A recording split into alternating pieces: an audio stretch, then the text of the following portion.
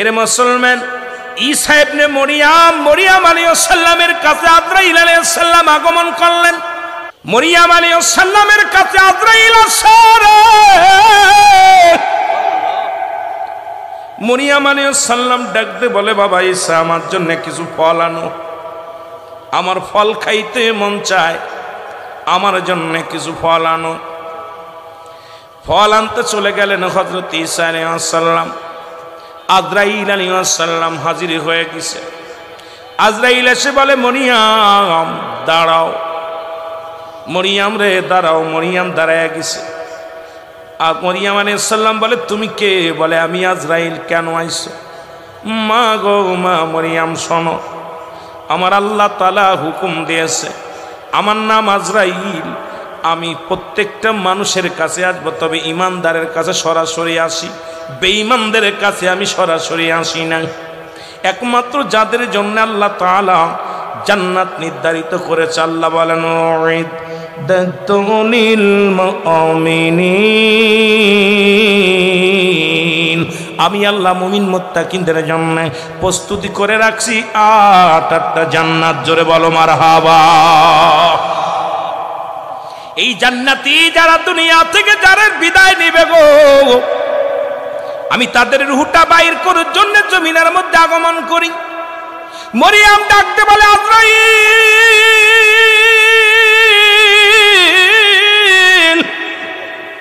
আমাকে একটু সুযোগ দাও, আমার কলিজার টুকরা সন্তান গেছে ফল আনতে।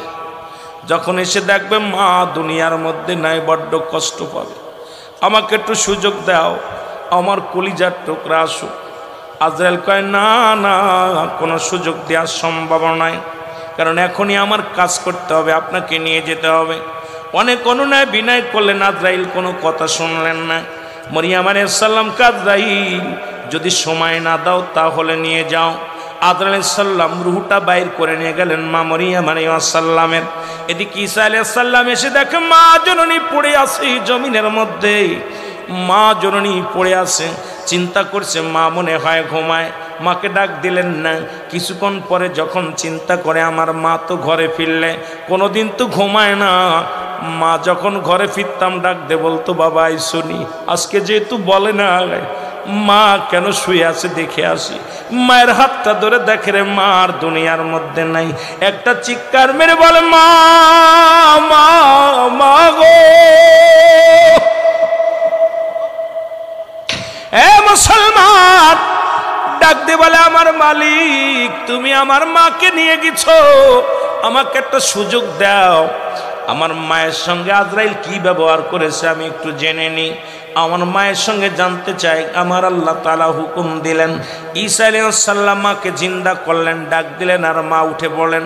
মা উঠা পর মাকে জিজ্ঞাসা, মা গো, ও মা, তোমার রূহটা নিয়ে গেছে আজরাইল আলাইহিস সালাম, কেমনে তোমার রূহটা বাইর করেছে একটু জানতে চাই। তোমার কে আসানে মৃত্যু হয়েছে না কষ্ট দিয়া মৃত্যু হয়েছে? মরিয়াম আলাইহিস সালাম ডাক দিয়ে বলে, বাবা ঈসা রে, এই দুনিয়ার মধ্যে তোকে দুনিয়ার মধ্যে আগমন করতে যত কষ্ট হয়েছে রে বাবা, তার চাইতে শতগুণ বেশি কষ্ট হয়েছে। আমার সমস্ত গায়ের মধ্যে যন্ত্রণা, সমস্ত গায়ের মধ্যে বেদনা। আমার আল্লাহ তাআলা বলে, আজরাইল দৌড়াইয়া যাও, আমার ঈসা নবীর কাছে চলে যাও। আজরাইল আলাইহিস সালাম চলে আসেন, হযরত ঈসা আলাইহিস সালামের সামনে হাজির হয়ে গেলেন। আল্লাহ নবী ঈসা আলাইহিস সালামের কাছে আজরাইলকে পাঠিয়ে দিয়েছে। আজরাইল এসে সালাম দা, আসসালামু আলাইকুম আল্লাহ নবী ঈসা, আপনার কাছে আমি আসছি, কিছু জানতে চান কিনা? আল্লাহ নবী ঈসা ডাক দে বলে, আজরাইল, আগে বলো আমার মায়ের রূহটা কেমনে বাইর করেছে? বলে, হুজুর, আপনি তো জানেন আমি আসমানে আমার মাথা, জমিনে আমার পা, এই পৃথিবীর সমস্ত পানিগুলো যদি আমার মাথায় ঢেলে দেয়া হয়, একটু পানি গড়ায়া পড়বে না জমিনের মধ্যে। আমি এত বড় দানব, এত বড় উঁচু, এত বড় আমি, এমন আকৃতি, আমি আকৃতি দানব আজরাইল, এই পৃথিবীর সমস্ত পানি যদি আমার মাথায় ঢেলে দিয়ে যায় রে, একটু পানি জমিনের মধ্যে পড়বে না। এ ভাই শুনে নাও, আপনার মায়ের জানটা আমি বাইর করেছি। মায়ের বুকে দুধ খাইতে খাইতে সন্তান যেমনি ঘুমায়া যায়, আপনার মায়ের রুটা আমি এমনি আসান করেছি অনাসে। শুধু মাথার উপরে হাতখানা রেখেছিলাম, অনাসে জানটা বাইর করেছি। এরে মা মারিয়াম কাজরাইল, তুমি কি শুনাইলা? এই মৃত্যু যদি এত কঠিন হয়, তাহলে যাদেরকে তুমি কষ্ট দিয়া জানটা বাইর করো, তাদের মরণটা কত করে চিল্লায় বলো আল্লাহু আকবার। যে দেশে গেলে মানুষের হিসাব হয়, যে দেশে গেলে মানুষ আর কোনোদিন ফিরে আসতে পারে না, সেই দেশের নামটা কি? জোরে বলেন কি? কবর। মানুষের তিনটা বিপদ। নাম্বার 1 হলো মানুষের মরণ, নাম্বার 1 হলো মানুষের মরণ, নাম্বার 2 হলো কবর, নাম্বার 3 হলো কিয়ামতের ময়দান। ও মুসলমান, পৃথিবীর মধ্যে আসার একটা সিরিয়াল আছে, যার কোনো সিরিয়াল নাই রে। দেখা যায় দাদা জিন্দা, নাতি নাই, দাদার কাঁধে নাতির লাশ, বাবা জিন্দা, সন্তান নাই। এই দুনিয়ার মধ্যে অনেক বাবার কাঁধে লাশ উঠছে, সন্তানের লাশ। পৃথিবীর মধ্যে সন্তানের লাশ কত ভারী, যে বাবাই কাঁধে নিচে সেই বাবাই জানে বাবার লাশ কত ভারী। যে সন্তান বাবার লাশটা কাঁধে নিচে সেই জানে বাবার লাশটা কত। এই পৃথিবীর মধ্যে আসার সিরিয়াল আছে, যার কোনো সিরিয়াল নাই। এ মুসলমান, দুইটা টাইমে মানুষের মরণ হয়। একটা হলো রাতের বেলা, একটা হলো দিনের বেলা। দিন শেষ করেছি, মৃত্যুবরণ করি নাই। রাত শুরু করে 11টা পার হয়ে গেছে, এখনো মৃত্যুবরণ করি নাই। রাত শেষ করব কেউ বলতে পারি না। এই দুনিয়া থেকে বিদায় নিয়ে যাব, থাকার জায়গা না, কেউ ছিল না, আসছে আবার চলে যেতে হবে। মুসলমান শুনে নাও, প্রতি সেকেন্ডে হাজার হাজার মানুষ পৃথিবীর মধ্যে আগমন করে, হাজার হাজার মানুষ দুনিয়া থেকে বিদায় হয়ে যায়। সুতরাং কখন যেন তোমার আমার ডাক পড়ে যাবে, এই দুনিয়ার মায়া ছেড়ে চলে যেতে হবে। জোরে জোরে চিল্লায় বলেন ঠিক কিনা? রে আজ না হয় কাল তুমি যাইবা কবরে, মরার পরে দেখবে চেয়ে গো তোমার সবই রইল।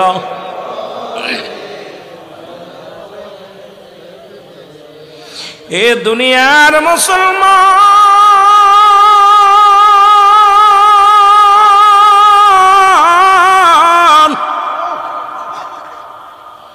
মৃত্যুর কথা বলতে গেলে এই কথাগুলো এসে যায় রে। আল্লামা মুফতি আমজাদ আলী সাহেব একটা কিতাব লিখলেন, কিতাবের নাম বাহারে শরিয়াত। এই কিতাবের মধ্যে উনি লিখতে যেয়ে বললেন, দুনিয়ার মানুষ শোনো, মানুষ যখন মৃত্যুবরণ করে 70টা তাজা উটের গায়ের চামড়া জবাই না করে উল্টো দিকে টান দিয়া লবণ আর মরিচ লাগায় দিলে যতটুক যন্ত্রণা হয়, এর চাইতে 70 গুণ যন্ত্রণা হলো একটা সাধারণ মৃত্যু। এখন যারা মরণকালে যারা পায়খানা করে দেয়, মরণকালে যারা প্রস্রাব করে দেয়, মরণের সময় অনেকের চোখ দুটি বড় বড় হয়ে যায়, মরণের সময় অনেকের জিহ্বা বাইর হয়ে যায়, তাদের মৃত্যুটা কত কঠিন হয়।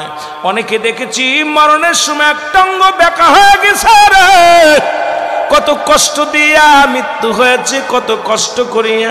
মুসলমান শুনে নাও, সবচাইতে সহজ মৃত্যু ইমানদারের মৃত্যু যেটা হয়, খামির বলা হয়, আটা বলা হয়, এর ভিতরে যদি একটা চুল পরে চুলটা টান দিয়ে বাইর করলে যেমন অনাসে বাইর হয়ে যায়, ইমানদারের মৃত্যুটাই স্থায়িত্ব বাঁচানো হয়।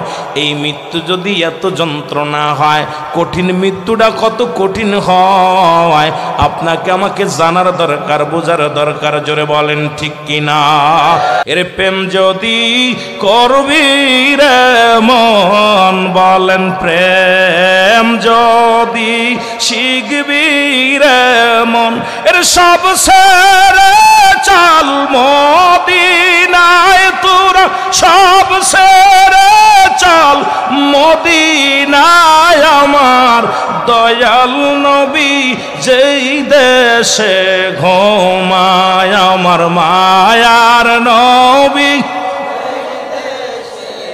আশিকে রাসূল রে, জোরে জোরে বলেন না, আমার দয়াল। ও তোরা দেখলে ছবি পাগল হবি, তোরা দেখলে ছবি পাগল হবি, কাঁদবি বসে নিরালায়, হায় হায় কাঁদবি বসে নিরালায়। আমার দয়াল নবী যেই দেশে ঘুমায়, আমার মায়ার নবী। আরে প্রেম যদি করবি রে মন, বলেন প্রেম যদি। হে তোরা সব ছেড়ে চল মদিনায়, তোরা সব। আমার দিনের নবী যেই দেশে ঘুমায়, আমার মায়ার নবী। নবীর কথা বললে, নবী গো, আম্মাদান আয়েশা সিদ্দিকা বলেছিল, হে দুনিয়ার মানুষ শোনো, যারা হযরত ইউসুফ আলাইহিস সালামকে দেখে, খাদিজা বলতেছিল, সমস্ত নবীর বিবিরাই বলছে যে যারা ইউসুফকে দেখে, যারা রূপ যৌবন সব চেহারা ছিল, যারা ইউসুফকে দেখে যারা আঙ্গুল কেটে ফেলেছে, তারা যদি আমার নবীর চেহারা দেখতো, কলিজা কাটলো টের পাইতো না। এত রহমতে ভরপুর ছিল, নবীর দেখলে খালি দেখতে মন চাইতো। জোরে বলেন ঠিক কিনা? অসংখ্য বেঈমানেরা রাসূলকে দেখার জন্য নবীকে দেখছে, সঙ্গে সঙ্গে ওই জামানার মানুষগুলো বলতো রাসূলকে দেখলে অন্ধ হয়ে যাবে, রাসূলের কথা শুনলে কালা হয়ে যাবে। ইহুদি খ্রিস্টানেরা কানের ভিতর তুলা দিয়ে চলতো, চোখে কালো পর্দা লাগায় চলতো। আমার নবীজির নূরের তাজাল্লি যখন ঢেউ লাগতো, চশমা খুইলা কাপড় খুইলা দেখতো, আহারে এই মানুষটারে দেখলে মনে মানুষ পাগল হইতে পারে না, এই মানুষের চেহারা দেখে পাগল হয়ে গেছে। সুবহানাল্লাহ বলেন না? আর সেই নবীর বিরোধিতা যখন করে, তখন আশিকের কলিজার মধ্যে লাগে। জোরে বলেন ঠিক কিনা? যখনই নবীরে কয় মাটির মানুষ, নবী সাধারণ পাবলিক, তখনই কলিজার মধ্যে লাগে। কারণ নবীজি বলছে, হায়াতি খায়রুল লাকুম, আমার হায়াতের জিন্দেগিটা আমার উম্মতের জন্য কল্যাণ করুক। ও মামায়াতি খায়রুল লাকুম ওফাতি খায়রুল লাকুম, আমার নবী বলতেছেন আমার ওফাতটা, আমি দুনিয়া থেকে বিদায় হয়ে গেছি, এটাও আমার উম্মতের জন্য কল্যাণ করুক। জোরে বলেন মারহাবা। এখন বেঈমানেরা কয় নবী দুনিয়ায় শরীয়তে খাওয়া দাওয়া করছে, বিয়া শাদী করছে, এখন এই বেঈমানরা কয় নবী আমগার মতো মানুষ। ওরে বেটা কে রে, কি তা কার লগে, কি তার লগে কি তা মিলাস? জোরে বলেন ঠিক কি না? কার লগে কি করস, কোথায়?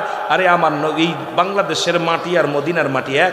মদিনার মাটিতে গায়ে লাগলে গুনাহ ঝরে যায়, বাংলাদেশের মাটি গায়ে লাগলে চুলকানি রোগ হয়। মদিনার বুকে একটা পাথর আছে যাতে গায়ে লাগলে, যেটা চুমা খাইলে গুনাহ ঝরে যায়, বাংলাদেশের পাথরের মধ্যে চুমা দিলে প্রস্রাবের গন্ধ পাওয়া যায়। জোরে বলেন ঠিক কিনা? পাথরে পাথরে বেশ কম আছে না, মাটিতে মাটিতে বেশ কম আছে না। সুতরাং কাল লগে মিলাস মৌলবী, কাল লগে কথা বলিস? আরে আমার নবীর শান, আমার নবীর মান শুনলে আশিকের প্রাণ জুড়ায় না খেয়ে থাকতে পারি, বাড়ি ছাড়তে পারি, গাড়ি ছাড়তে পারি, সব ছেড়ে দিতে পারি, রাসূলের ভালোবাসা ছাড়তে পারি। আরে যে অজিত আমার নবীর আহলে বায়াতদেরকে যারা হত্যা করেছে, গার ভিতরে পশমগুলো দাঁড়িয়ে যায়। যে নবীর আহলে বায়াতদেরকে যারা হত্যা করতে পারে, তাদের প্রশংসা যারা করে, আমাদের জীবন চলে গেলেও তাদেরকে মানতে রাজি নয়। যারা বলেন ঠিক কিনা? এই সমস্ত মুনাফিকদের মানতে রাজি নয়। সাফায় গায় ইজিদের বংশদেরকে কি প্রশংসা করে, আহা! তখনই কষ্ট লাগে যে নবীর আহলে বায়াতদেরকে যারা হত্যা করতে পারে, তারা আবার কিসের মানুষ? আমি মনে করি মানুষ না রে। আকাশ কেঁদেছিল, বাতাস কেঁদেছিল, আজও যে পাথরের উপরে আমার হুসাইনকে হত্যা করেছিল, আহারে সেই পাথর আজও পর্যন্ত কাঁদে, গুনগুন করে হুসাইনের প্রেমে কাঁদে। আর এই সমস্ত বেঈমানগুলো তাদের প্রশংসা করে, তাদের স্লোগান গায়, তাদের ছাপায় গায়। তখনই মন চায় যে জীবন দিয়ে দিব, তবু এদের সঙ্গে কোনো আপোষ নাই। হুসাইনকে হত্যা করার পর, হাসানকে হত্যা করার পর আমার ওয়াজ ওদিকে না, যদিও দিয়েছিল আহলে বায়াতের ভালোবাসা, আমার তো ওদিকে আজকে সাবজেক্ট দেখলাম আইসা পর আগে জানাইতে হয়, তবুও যেহেতু আমার ভাইয়েরা দিছে একটা দিক, ওদিকে যেতে হবে, তবু একটু কথা বলি। আহলে বায়াতের প্রতি যাদের ভালোবাসা নাই, আল্লাহর নবীর আহলে বায়াতের প্রতি যাদের ভালোবাসা নাই, তারা আবার কিসের মুসলমান? আমি তাদেরকে মুসলমান ভাবি না। যারা আহলে বায়াতের প্রতি যাদের সম্মান নাই, যাদের ভালোবাসা নাই, সে যত বড় দাড়িওয়ালা, টুপিওয়ালা, পাগড়িওয়ালা হোক, আমি তাদেরকে মুসলমান ভাবি না। জোরে বলেন ঠিক কিনা? এই জন্যে আমার একটা ফতুয়া দিয়েছি, অল বাংলাদেশ আমাকে নিয়ে অনেক টোল পড়তেছে, কেন আমি তো ভাই বড় জ্ঞানী না, কারণ আমি ছোট্ট মানুষ, চলাসিরা একদম ওই যে 50টা দামের এক গজ কাপড় গায়ে দিছি, কথা বুঝেননি? মাত্র সব দিয়া মনে হয় 200 টাকা পাঞ্জাবিরা 300 টাকা পড়ছে, আর একটা কোটি গায়ে দিছি, এই কোটিটা হয়তো 500 টাকা নিছিল মনে হয়। কারণ চলতে সবসময় চিন্তা করি কবরে হিসাব দিতে হইব, এর জন্যে সব কিছুই ত্যাগ করেছি। জীবনে কোনোদিন ভালো একটা পোশাক পরে দেখি না। চিন্তা করি যখনই কবরে চিন্তা করি, 3টা চিন্তা করি যে আমার কবরে সওয়াল জবাব দিতে হবে, আমার মনকান্নিকির সওয়াল জবাব দিতে হবে। এ মুসলমান শুনে নাও, আমার কবরে যখন মৃত্যুবরণ করবো, আজরাইল আমার জানটা ধরবে, তখন এই মৃত্যু যন্ত্রণার জন্য আমার কম হয়, আর ডান হাতে আমল নামাজ যদি না পায়, আমার জিন্দেগি সব বরবাদ। জোরে বলেন ঠিক কিনা? তবে রাসূলের ভালোবাসা আমার অন্তরের ভিতরে, আল্লাহর বলি, আল্লাহ যতটুকু আমার দেহর চাইতে যেন, আমার দেহের চাইতে, রক্তের চাইতে, গোস্তের চাইতে, সব চাইতে তুমি আমার রাসূলের ভালোবাসাটা বেশি পয়দা করে দাও দেহের মধ্যে। আমার রাসূলের সারা পৃথিবী ছেড়ে দিতে পারি, সারা দুনিয়া ছেড়ে দিতে পারি, আসমান জমিন ছেড়ে দিতে পারি, 7 রাজার ধন ছেড়ে দিতে পারি, রাসূলের আহলে বায়াতের জন্য ভালোবাসা না ছাড়ি। জোরে বলেন ঠিক কিনা? রে আজ না হয় কাল তুমি যাইবা কবরে, মরার পরে দেখবে চেয়ে গো তোমার ছবি রইল। এরে দাদাই গেছে, বাবাই গেছে, কেউ আসলো না ফিরে, তোমার তো যাইতে হবে গো বাইরে অন্ধকার কবরে, তোমার তো যাইতে হবে রে ও ভাইরে অন্ধকার কবরে। এ দুনিয়ার মুসলমান,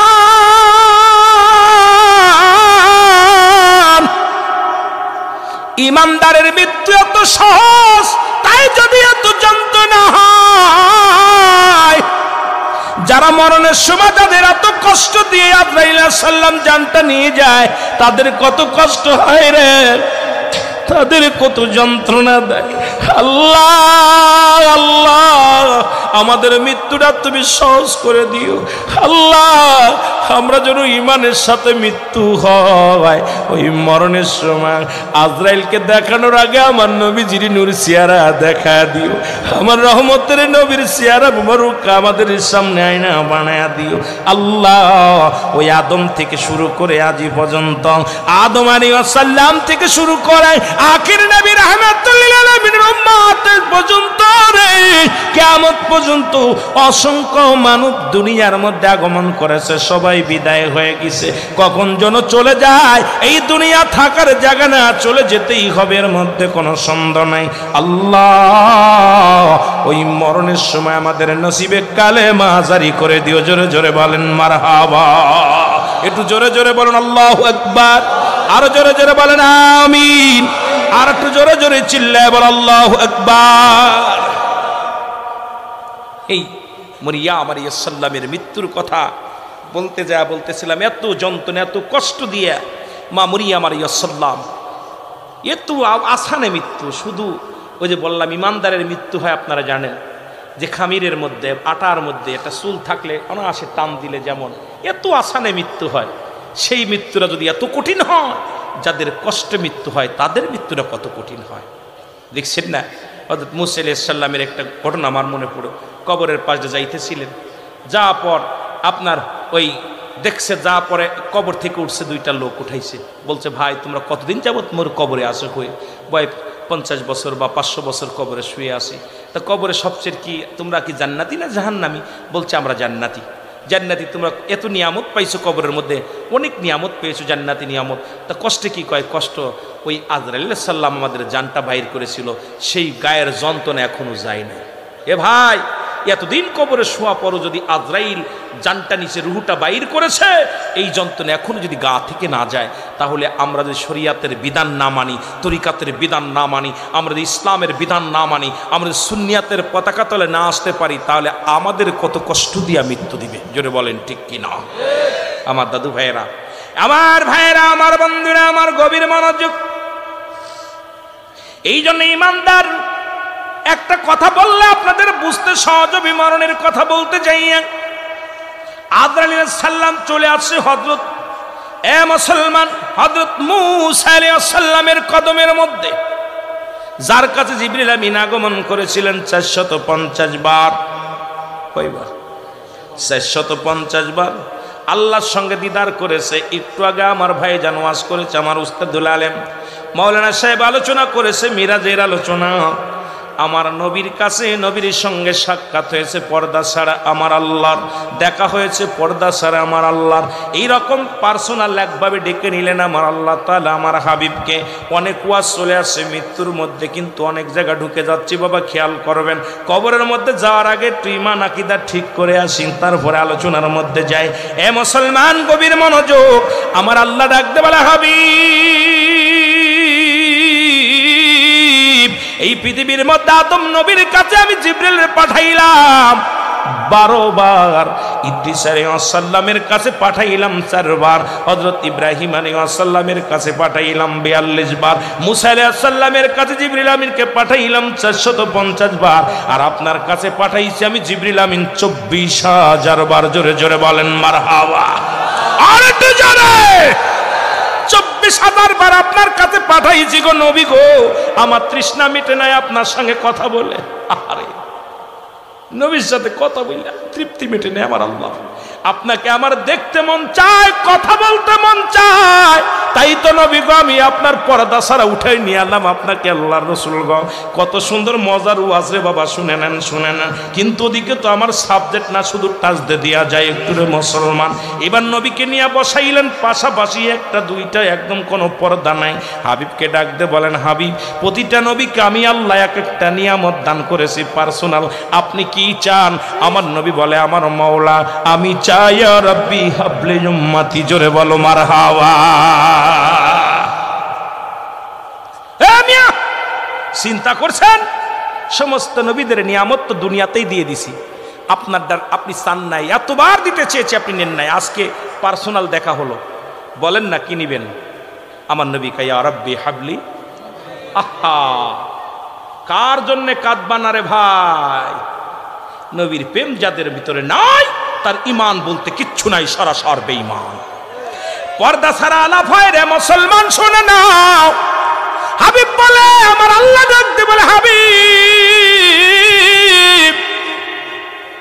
আমি অন্য নবীদের কথাবার্তা আমি জিবরিল আমিন আদান প্রদান করেছি, আপনার সঙ্গে আমি আদান প্রদান করেছি জিবরিল আমিন দিয়া 24,000 বার, কিন্তু আমার তৃপ্তি মেটে নাই। সরাসরি আমার বন্ধুরে আমি দেখতে চাই। জোরে বলেন মারহাবা। আর একটু জোরে বলেন মারহাবা। এই জন্য আপনাকে আমি সরাসরি ডাক জানছি। সরাসরি পর্দা নাই, বন্ধুর সঙ্গে বন্ধুর আলাপ, ঠিক কি না? এরে আবার আল্লাহ কয়, যাও ফেরেশতা ফুলে ফলে সাজাও রে আসমান, আমার বাড়ি আসবে রে বন্ধু হইয়া মেহমান।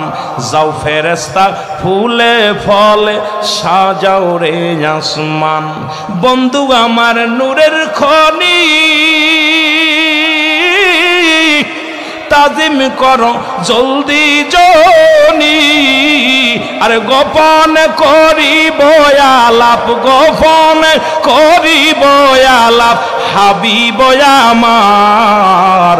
যাও ফেরেশতা ফুলে ফলে সাজাও রে আসমান। বলেন, যাও ফেরেশতা ফুলে ফলে আমার বাড়ি আসবে গো দোস্ত হইয়া মে। যাও ফেরেশতা ফুলে ফলে সাজাও রে আসমান, ঠিক কিনা? কত বন্ধু আসতে যাইয়া পারে নাই পাশে আসতে তারা, আমি মাওলা হইছি রাজি, আমি মাওলা হইছি রাজি, হাবিব আমার যাও ফেরেশতা ফুলে পালে। পুরো এরকম সাজাইছে, আসমান জমিন সাজাইছে আমার আল্লাহ ফেরেশতা দিয়া, ফুল দিয়া, বাতি দিয়া, ঝাড়ু বাতি দিয়া। কথা বুঝেননি? ফেরেশতাদের হুকুম দিছে আমার বন্ধু আসতেছে, এই বন্ধু আসার আগে এত সুন্দরভাবে আসমানটারে সাজাইবি, সমস্ত আসমান সাজাইবি ফুলে ফলে সুসজ্জিত, কারণ এইগুলো সাজাই দিবে আমার নবী। আমার বন্ধু আসতেছে, আজকে আমার সঙ্গে গোপনে আলাপ হবে, একজন পর্দা ছাড়া আলাপ হবে, বন্ধুর লগে বন্ধুর কথা হইব, সুন্দরভাবে সাগাং লাল গালিচা বিছাই দিবি, এরপর দাইব। আমার নবীরে কত স্বাগতম জানাই নিছে রে ভাই। এই মিরাজের ওয়াজ করলে যে এত মজা লাগে, আমার বাবারা এত সুন্দর একটা ব্যবস্থা করছে, আমার নবীরে নিয়ে গেছে টানদের নিয়ে। আল্লাহু আকবার বলেন না? আরো জোরে বলেন, আরো জোরে বলেন। অনেক মানুষের মুখটা বেজার হয়ে যায় কথা শুনলে, কয় ওরে বাবা 27 বছরের পর নবীজি এইরকম চলে গেল, ওরে বাবা এটা কেমনে হয়? বৈজ্ঞানী রে বৈজ্ঞানী, বৈজ্ঞানীরা পারে নাই জানে যাইতে, আমার নবীজি বৈজ্ঞানী, বৈজ্ঞানীরা রকেটেতে চাঁদের দেশে যায়, নবী রকেট ছাড়া চাঁদের দেশে যায়। জোরে বলেন ঠিক কিনা? এত সহজ নির্বা, এত সহজ। আমার ভাইয়েরা, আমার বন্ধুরা, আমার মুসা নবী ডাকতে বলেন, আব্দুল্লাহ সাল্লাম ডাকতে বলে, আল্লাহর নবী মুসা গো,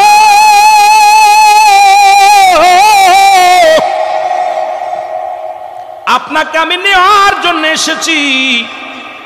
মুসা নবী ডাক দেখো, আজরাইল কেন আইছো? বলে আপনার রুহটা নেওয়ার জন্য। আপনি বয়স হয়ে গেছে, বুড়া হয়ে গেছেন, এখন আর কতদিন দুনিয়ার মধ্যে থাকবেন? এখন যাবার সময় হয়ে গেছে, আল্লাহ আমারে পাঠাইছে আপনার নেওয়ার জন্যে। মুসা আলাইহিস সালাম বলে, কথাটা তো ঠিকই বলছস, তবে আমার জানটা নিবি, রুহটা নিবি, কোন জায়গাতে ঢুকবি আগে বল। ইমানদারের পার কত শুনে নেন, আমি নবী দিয়া বুঝাইয়া দেয়, শুধু আপনাদের দিয়া নয়, একজন নবী দিয়া বুঝাইলে মজা পাবেন মুসলমান। শুনে নেন, মুসা নবী ডাকতে বলে, আজরাইল আমার রুহটা তুমি বাইর করবা, কোন জায়গাতে নিবা? আজরাইল কয়, হুজুর আমার আল্লাহ তাআলা সব জায়গা বানাইলো, আসমান যেমনি বানাইলো এমনি মানব বানাই নাই, জমিন যেমনি বানাইছে এমনি আপনারে বানাই নাই, আকাশ যেমনি বানাইছে এমনি আপনারে বানাই নাই, ফেরেশতাদের যেমনি বানাইছে আপনারে বানাই নাই, জিন জাতির যেমনি বানাইছে আপনার এমনি বানাই নাই, আপনাকে বানাইছে আমার আল্লাহ তার কুদরতি হাত মুবারক দিয়া। জোরে বলা যাবে না মারহাবা? সুতরাং ইমানদারের রূহটা নিয়ে আমি কোথা দিয়া, যেহেতু আল্লাহ তাআলা এই ফেসটা, ইংলিশে বলে ফেস, আল্লাহু আকবার বলেন না, এই ফেসটা বানাইছে আমার আল্লাহ তাআলা তার কুদরতি হাত দিয়া। ওই নাক দিয়ে নাই, কান দিয়ে নাই, চোখ দিয়ে নাই, গাল দিয়ে নাই, চোখ দিয়ে নাই, মাথা দিয়া ইমানদার রূহটা বাইর করি এই জায়গা দিয়ে ঢুকি। আমি পাশ দিয়ে বেঈমানদের ঢুকি গলার নিচ দিয়া, আর ইমানদারের ঢুকি আমি মুখ দিয়া। জোরে জোরে চিল্লায় বলা যাবে না মারহাবা? ইমানদারের রূহটা বাইর করে গলা থেকে এইটুক দিয়ে আজরাইল ঢুকে, হয় কান দিয়ে ঢুকবে, নাই চোখ দিয়ে ঢুকবে, নাই নাক দিয়ে ঢুকবে, নাই গাল দিয়ে ঢুকবে, নাই মাথা দিয়ে ঢুকবে। এখন এই কয়টা ছিদ্রা দিয়ে বেশিরভাগই ঢোকে ইমানদারের আপনার চোখ দিয়ে বেশি ঢোকে, কারণ চোখের উপরে আল্লাহ তাআলা আজরাইল সাল্লামকে বলবে, আজরাইল জান্নাত থেকে ওই জান্নাতগুলো হাতের মধ্যে নিয়ে আসো ওই ইমানদারের জন্যে, আর জান্নাতের মধ্যে লিখে দাও আল্লাহু আকবার, পাশে লিখে দাও লা ইলাহা ইল্লাল্লাহু মুহাম্মাদুর রাসূলুল্লাহ সাল্লাল্লাহু আলাইহি সাল্লাম। ইমানদারের সামনে যখন ধরবে, ইমানদার বলবে, আমি জান্নাত চাই না, আমার আল্লাহরে চাই, যারে না দেখা ইবাদত করেছি, বন্দেগী করেছি, তাকে চাই। তখন বলবে, এই দেখো না কি মজা, এখন হাত দেখাইবে। তখন দেখবেন ইমানদার মৃত্যুর আগে যারা ইমানদার, এরা বড় বড় চোখ করে ছায়া দেখে, এরকম ছায়া দেখে বিড়বিড় করে ঠোঁট নাড়ায়, কারণ ওই কালেমা পড়ে চোখ দিয়ে লা ইলাহা ইল্লাল্লাহু মুহাম্মাদুর রাসূলুল্লাহ সাল্লাল্লাহু আলাইহি ওয়াসাল্লাম। জোরে বলেন মারহাবা? ইমানদারের হয় গাল দে ঢোকে, নাই চোখ দে ঢোকে। এরে আজরাইল আলাইহিস সালাম ডাকতে বলেন, আল্লাহর নবী মুসা গো, আমি আপনার ঢুকবো, আমি আপনার গাল দিয়া, কি দিয়া? গাল দে ঢুকবো, মুখ দে ঢুকবো। মুসা নবী কয়, দাঁড়া, গাল দে ঢুকবো। মুসা আলাইহিস সালাম রাগুন্বিত বেশি তো, আজরাইল দাঁড়া। আজরাইল কয়, হুজুর কি তা কোন? কয়, আমার গাল দে ঢুকবি? তুই কি জানিস আমার আল্লাহর সঙ্গে যখন তোর পাহাড়ে সাক্ষাৎ হয়েছিল, আমার আল্লাহর সঙ্গে আমি কথা বলেছি আমার গাল দিয়া, আল্লাহর সঙ্গে কথাবার্তা বলা হয়েছে, আর তুই ভাবলি কেমন করে আমার মুখ দিয়ে তোরে ঢুকতে দিব? আমার আল্লাহর লগে কথা হয়েছে না, সুবহানাল্লাহ বলেন না। মুসা আলাইহিস সালামের কথা হইনি আজরাইল দাঁড়াই গেছে, কাম সারছে। কয় হুজুর তাহলে নাক দিয়ে ঢুকবো? কথা এই নাক দিয়ে তুমি ঢুকবা? তুমি কি জানো না আল্লাহ নূরের তাজাল্লির একটা নূরের একটা ঘ্রাণ ছিল। যখন আল্লাহর সঙ্গে পর্দার ভিতরে কথাবার্তা বলা হলো, তখন আল্লাহ যখন আসছিল তখন জান্নাতি একটা ঘ্রাণ আমার নাক দিয়ে প্রবেশ করেছে। আমার নাক দিয়ে তোমার ঢুকতে দিব? সুবহানাল্লাহ বলেন না। মুসা আলাইহিস সালাম তো এর কথা বলছেন না, একটু রাগী মানুষ, সব নবীদের চাইতে একটু কড়া ছিল, মেজাজ কড়া। এইবার বলতেছে হুজুর তাহলে আপনার চোখ দিয়ে ঢুকি? দাঁড়া, আমার চোখ দিয়ে ঢুকবা? আল্লাহ যখন নূরের তাজাল্লি ঢেউ মারেছিল, আমি আল্লাহ নূরের তাজাল্লি এই চোখ দিয়ে দেখছি। আল্লাহর সঙ্গে ওই নূরের তাজাল্লি ঢেউটা আমার চোখের সামনে পড়েছিল। আমার চোখ দিয়ে তোমার ঢুকতে দিব? জোরে বলেন না মারহাবা। আজরাইল সাল্লাম রাগান্বিত হয়ে বলতেছে, আল্লাহ নবী মুসা আপনি আমারে সব জায়গা বাধা দিতেছেন। আমি আজরাইল হুকুম পেয়েছি, আমার ইচ্ছা যে জায়গাতে পারি সেই জায়গাতে ঢুকবো, আমার ভাল লাগবে যে এমনি ঢুকবো। মুসা আলাইহিস সালাম কথা শুই না রাগে একদম ফুলতেছে, কি কত বড় সাহস আজরাইলের, আমার যেমনি উৎসাহ এমনি ঢুকবো, আমি অনুমতি না দিলেও ঢুকবে কেমনে? দেখেন ইমানদারের পাওয়ার কেমনে। এ আহলে সুন্নাত ওয়াল জামাতের ভাইরা শোন রে বাবা, তোদের পাওয়ার কত, শক্তি কত, শুধু মুসা নবী দিয়া বুঝাইতেছি এইরকম একজন ইমানদারেরও পাওয়ার আছে। সুবহানাল্লাহ বলেন না। মুসা আলাইহিস সালাম রাগনীতি একটা থাপ্পড় মারছে, জোরে একটা থাপ্পড় যে আজরাইল আলাইহিস সালামের মুখের মধ্যে যায় লাগছে। মুখের মধ্যে লাগা পর মুসা আলাইহিস সালামের থাপ্পড় খাইয়া আজরাইলের চোখ দুটো বাইর হয়ে গেছে, দুইটা চোখ কানা হয়ে গেছে। আজরাইল চোখ ধরে দাঁড়ায় আছে। এখন আল্লাহ বলে, আজরাইল খবর কি রে? কয় আল্লাহ কাম সারছে, রুহু তো নিতেই দেয় নাই, আমার তো ঢুকতেই দেয় নাই, আর তোমার নবী এমন জোরে একটা কানা হয়ে গেছে। আল্লাহু আকবার বলেন না। আল্লাহ কয় মুসার লগে দরকার নাই কিছু নেওয়ার, রুদা তুমি ফিরে আসো। আজরাইল ফিরে গেছে। এখন কানা চোখ নিয়ে আজরাইল দাঁড়ায় আছে আল্লাহর সঙ্গে, আল্লাহর পাশে যে আল্লাহর সঙ্গে আরো সে যে দাঁড়ায় আছে। আল্লাহ কয় আজরাইল খবর কি? কয় আল্লাহ নবী মুসা এত জোরে থাপ্পড় মারছিল, যদি আর একটা মারতো আমি শেষ। এক থাপড়ে চোখ দুটা কানা হয়ে গেছে। আমার আল্লাহ বলে, আরে মুসা রে, আমার নবী আমার মুসা, হে মুসা আমার বন্ধুর একটু রাগ বেশি, আর আমার বন্ধুর খাতিরে তোর আমি চোখ দুটা ভালো করে দিলাম। মুসা আলাইহিস সালামের ওই ভালোবেসা আল্লাহ তাআলা হযরত আজরাইল আলাইহিস সালামের চোখ দুটা ভালো করে দিলেন হাত দিয়া, কুদরতি হাত দিয়ে। জোরে বলেন সুবহানাল্লাহ। চোখ দুটা ভালো হয়ে যাওয়ার পর আজরাইল খেপে গেছে। আল্লাহ তাড়াতাড়ি হুকুম দেন, আমি মুসা আলাইহিস সালামের রুহুটা বাইর করবো, জান বাইর করবো। আল্লাহ কয় দরকার নাই, একবার মায়ের খেয়ে হইছো, থাক। এইবার ওর সাথে বোঝাপড়া আমি করতেছি। জোরে বলেন না মারহাবা। আর একটু জোরে বলেন না। ওইটার ব্যবস্থা আমি করতেছি।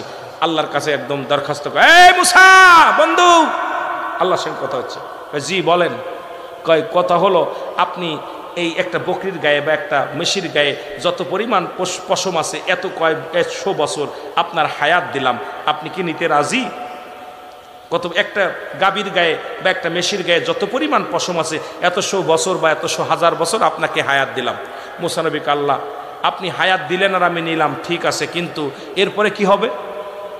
কথা বুঝেননি? এরপরে মরণ হবে। কি হবে? এ বাবা, মরণের ওয়াজ শুনতেছেন না? এরপরে কি হবে? মরণ হবে। আল্লাহ যদি এরপরে যদি মরণই হবে, তাহলে আমার বেঁচে লাভ কি?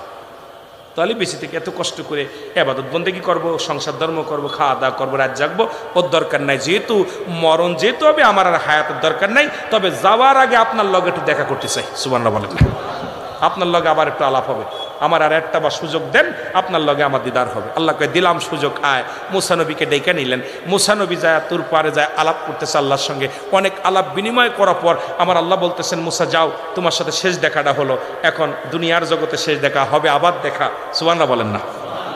আসো, তারপর আবার সাক্ষাৎ হবে। মুসা আলাইহিস সালাম আসার আগে বল, আল্লাহ আমার বনি ইসরায়েলের মানুষদের জন্যে, আমার এই কমের মানুষদের জন্যে আপনার কাছে আমার একটা দাবি, তাদের কিছু খাবার ব্যবস্থা করে দিবেন, তারা যেন অসহায় না থাকে। দেখেন মুসা নবী তার কমের জন্য কত কষ্ট করেছেন। আল্লাহ এই সুযোগটা, আল্লাহ বলেন, মুসা তোমার হাতে কি? কয় লাঠি। এই যে লাঠি দিয়া ভর দিয়া টুকটুক করে উঠছো এই আমার তুর পাহাড়ে, এই পাহাড় থেকে, এই পাহাড়ের দায়িত্ব আছে একজন নবী, তার নাম জানেন সবাই? ইলিয়াস আলাইহিস সালাম। মারহাবা বলেন, মারহাবা। এই ইলিয়াস আলাইহিস সালাম নামটা মনে রাখবেন, অনেক সময় কাজে লাগে। ইলিয়াস আলাইহিস সালামকে আল্লাহ দিয়েছে পাহাড়ের দায়িত্বে। এ ভাই, উনি বেঁচে আছে এখনো। এইবার মুসা আলাইহিস সালাম কি করছে? মুসা আলাইহিস সালাম বিদায়ের আগে বলতেছে, আল্লাহ আমার হাতে তো লাঠি। কয় লাঠি দিয়ে বাড়ি মারো পাহাড়ের উপরে। পাহাড়ের উপর লাঠি দিয়ে বাড়ি মারছে।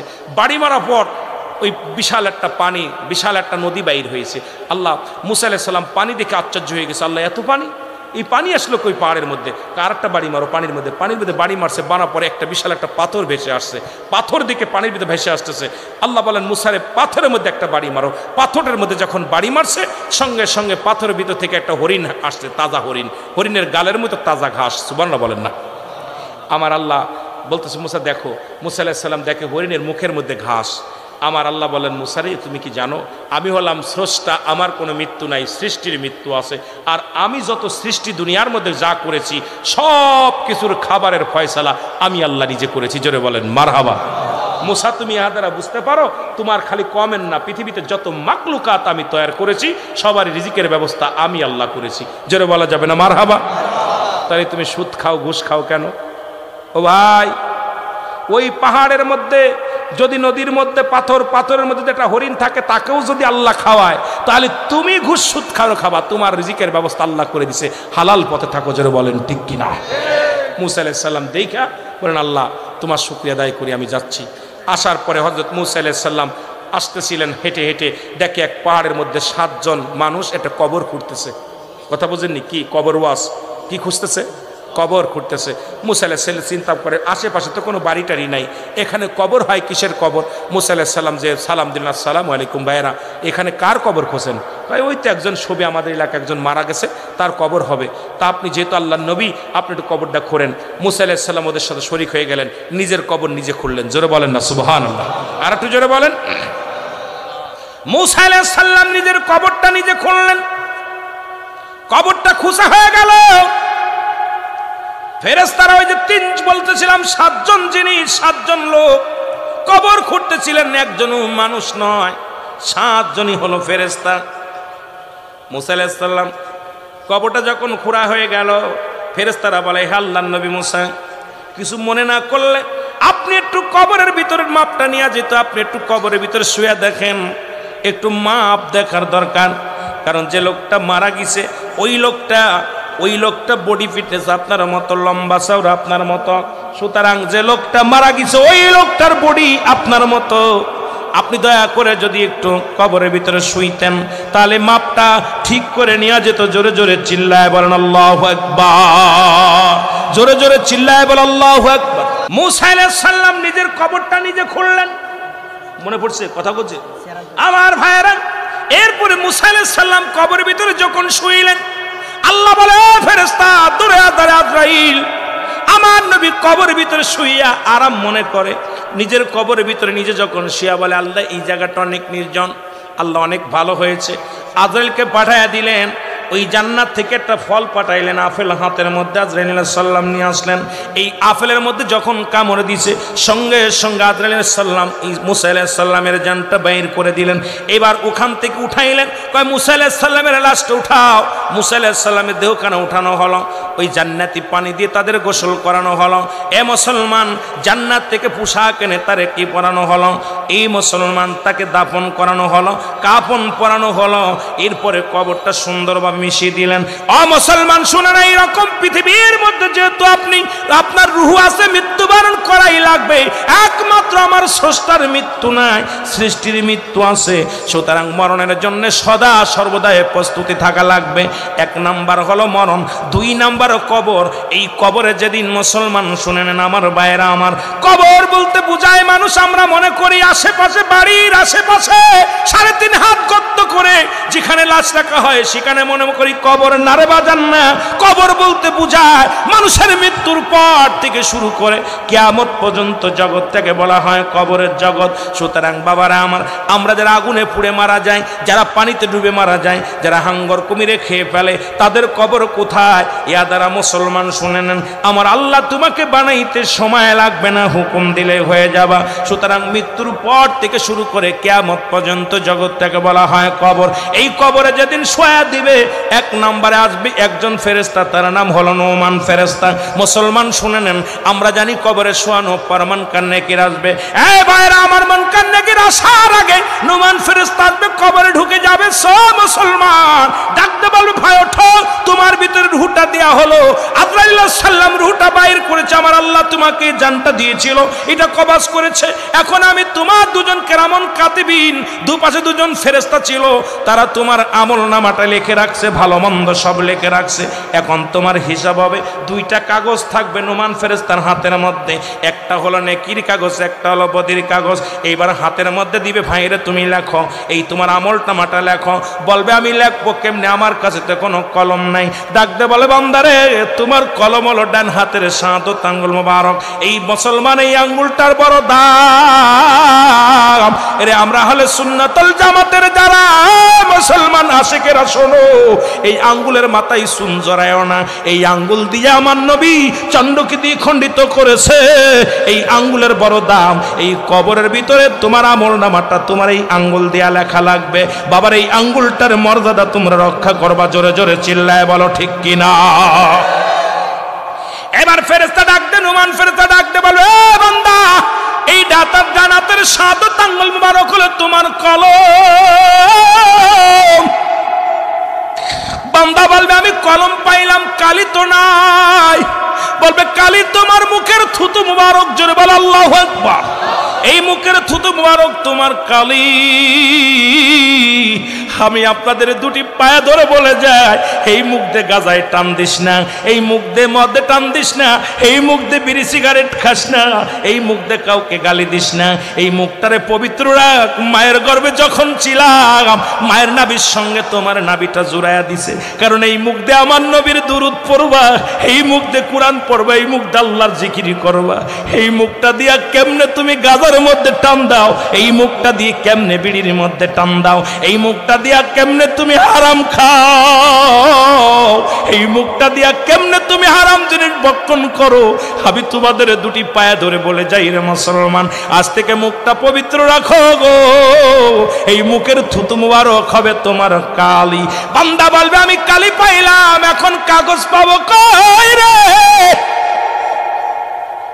তিন টুকরা কাপড়ের কাপড় দেয়া হবে, কাপড়ের কাপড় এক টুকরা টানতে খুলে নিয়ে বল বান্দাই লেখো।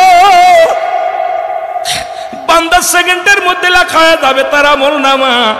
হাত থেকে কাগজখানা টান দিয়ে নিয়ে যাবে, আর একখানা কাপড় দিবে হাতের মধ্যে, বান্দা লেখো। এবার দেখবে 80 বছরের জিন্দেগি, কোথায় তুমি সিনেমা দেখছো, কোথায় তুমি অন্যায় করেছো, কোথায় তুমি জিনা করেছো, কোথায় তুমি ব্যভিচার করেছো, কোথায় তুমি মদের প্যান্ডেলে জুয়ার প্যান্ডেলে ছিলারে বান্দা। এবার দেইকা বলবে বান্দা, ডাক দে বল ফেরেশতারা রে, আমি এত বড় অন্যায় করি নাই। ফেরেশতা টান দিবে ক্যামেরা, এইরকম মুসলমান শোনো, এই ভিডিও প্যালেস কোন মাসে, কোন তারিখে, কোন বছরে, কত সময়, কত টাইম, কত মিনিট, কত সেকেন্ড তোমার অন্যায়টা ভিডিওর সামনে হাজির হয়ে যাবে। বান্দা পলানোর মতো ক্ষমতা থাকবে না। বান্দারে ডান দিকের মাটিগুলো বাম দিকে চাপ দিবে, বাম দিকের মাটিগুলো ডান দিকে চাপ দিবে। এই ডান পাশের হাড্ডিগুলো বাম দিকে চলে যাবে, বাম দিকের হাড্ডিগুলো ডান দিকে চলে যাবে। এই কবরের ভিতরে এই নোমান মুসলমান শোনো, ফেরেশতা তোমাকে আঘাত করবে, শত শত মাটি নিচেই চলে যাবে, গজ মাটি নিচেই চলে যাবে, আবার তোমার উত্তোলন করবে। এইরকম কবরের ওই চিৎকার যদি দুনিয়ার মানুষ শুনতো, এই দুনিয়ার মানুষগুলো হায়াত ফেল করে মারা যেত। এই কবরে আযাব একমাত্র মানুষ এবং দানব বুঝতে পারে না, পৃথিবীর সব প্রাণী বুঝতে পারে না। মুসলমান, আপনার বাবা মায়ের কবরে আযাব হয়, যদি বুঝতে চান তাহলে বাড়ি যাবেন, বাড়ি যা সকালবেলা একটা গরু বানবেন কবরের পাশে, গরু বাঁধিয়া কিছু খাবার দিবেন, খাবার দিয়ে আড়ালে দাঁড়ায় থাকবেন, দেখবেন ওই গরুটা রশি ছিঁড়াছিঁড়ি করে, ওই গরুর চোখ দিয়া টপ টপ করে পানি পড়ে, রশি ছিঁড়াছিঁড়ি করবে, টালু মালু তাকাবে, কারণ একমাত্র কবরে আযাব মুসলমান একমাত্র মানুষ এবং দানব বুঝতে পারে না। আমার বাবারা, আজকে যারা কবরে চলে গেছে তাদের তো দিন শেষ হয় না, তাদের তো রাত শেষ হয় না, এইরকম আপনাকে আমাকে কবরে রাখবে আল্লাহ। ওই কবরে যেদিন আমাকে আল্লাহ এই দুনিয়ার বান্দাদেরকে শোয়া দিবা, ওই কবরটা আমাদের জন্য আসান করে দিও। জোরে জোরে চিল্লায় বলো আল্লাহু আকবার। আমার মরণ শিবে কখন কেউ তো জানি না, আমার